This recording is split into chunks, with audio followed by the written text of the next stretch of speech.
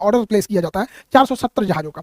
हालांकि इससे पहले अमेरिकन एयरलाइन ने 450 जहाजों का ऑर्डर एक बार में दिया था 2011 में, लेकिन 2023 में 470 विमान का दिया गया। लगभग 80 से 100 बिलियन डॉलर की ये डील है। इस डील में दो कंपनियों के पास ये डील जा रही है। पूरी दुनिया में दो कंपनी सबसे ज्यादा एयरक्राफ्ट बनाती है कॉमर्शियल सेक्टर में, एक बोइंग बनाती है, दूसरा एयरबस बनाती है। इन 470 विमानों में से 220 विमान बोइंग को ऑर्डर किए गए हैं और 250 विमान एयरबस को ऑर्डर किए गए हैं। यानी यह बाजी एयरबस के पलरे में भारी है थोड़ा सा।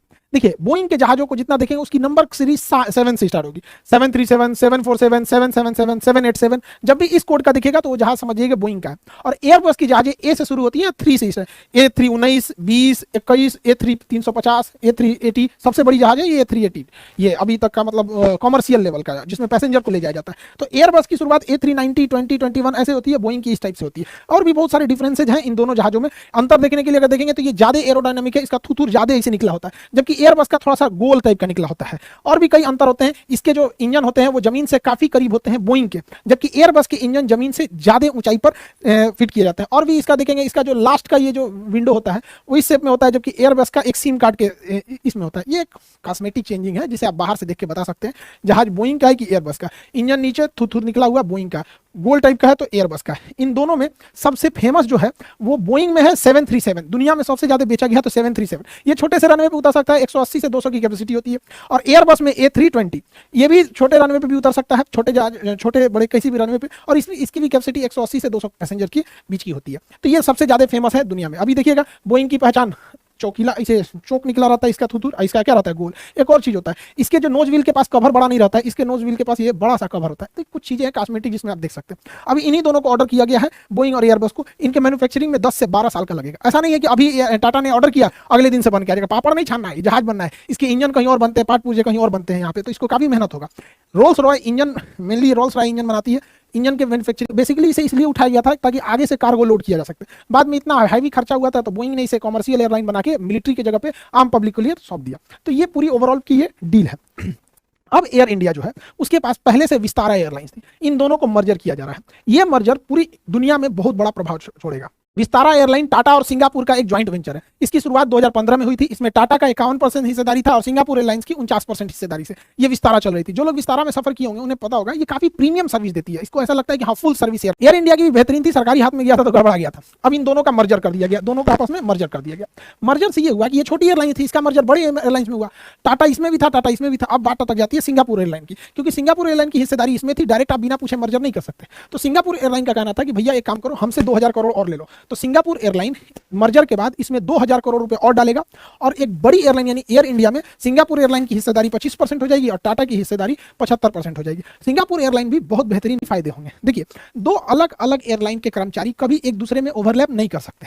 तो होता क्या था कि मान के चलिए ये वाला है विस्तारा का और ये है एयर इंडिया का।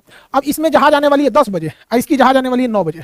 तो 9 बजे इसका पूरा स्टाफ बिजी हो जाएगा और इसका वाला टुकु टुकु देखेगा अरे मेरी जहाज तो 10 बजे आने वाली है। तो लगेज काउंटर पे कोई पूरा बिजी है, कोई फुल टू एकदम खाली बैठा है। तो अगर दोनों एक साथ मर्ज हो जाएंगे तो दोनों एक साथ वर्क करेंगे, इससे कॉस्टिंग भी बचेगी, अलग सैलरी इनको ना देने की, एक ही से क्या हो जाएगा, दोनों के हेल्प हो जाएंगे, एक साथ काम हो जाएगा। इसके अलावा अन्य सारे स्टाफ में देखेंगे बचे। बोर्डिंग काउंटर पे क्या है कि अगर विस्तारा की बोर्डिंग हो रही है एयर इंडिया वाला चुपचाप देखेगा मुंह, तो ये इसका हेल्प नहीं कर सकता, इसका नहीं कर सकते, क्योंकि सबके ड्रेस अलग होते हैं, सबके अलग होते हैं, कंफ्यूज हो जाएंगे यात्री सर्विस में। तो अभी मर्जर से क्या हो जाएगा, स्टाफ भी कम स्टाफ मिलकर, दोनों के स्टाफ मिलकर ज्यादा वर्क कर सकते हैं। यहाँ पर बसेज क्या होती है, सारे एयरलाइंस की अलग अलग बसेज होती हैं। तो अब विस्तारा की अलग, एयर इंडिया की अलग, मर्जर करने से दोनों को फायदा हो जाएगा, कॉस्ट कम आएगी। और भी क्या, मेंटेनेंस मशीनरीज में ज्यादा कम खर्चा।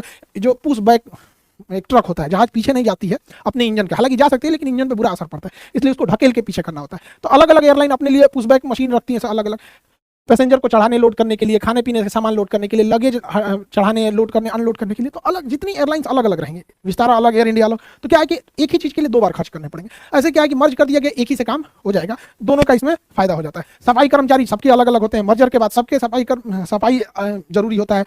दोनों का जब मर्जर हो जाएगा तो पायलट भी हैं, इसके पायलट इसको उड़ा सकते हैं, इसके पायलट इसके उड़ा सकते हैं। दोनों का मर्जर होने से ये फायदा है। केबिन क्रू इसके भी, दोनों के मर्ज हो जाएंगे।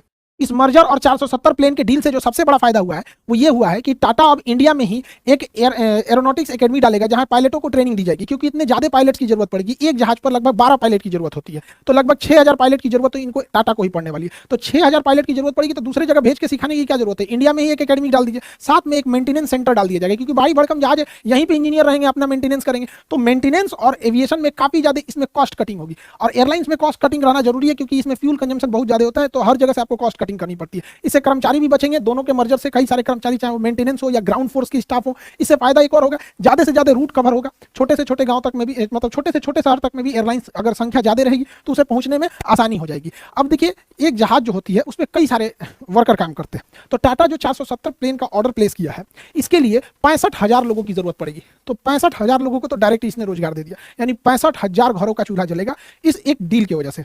एक जहाज पे अगर आप 12 पायलट लेते हैं तो अलग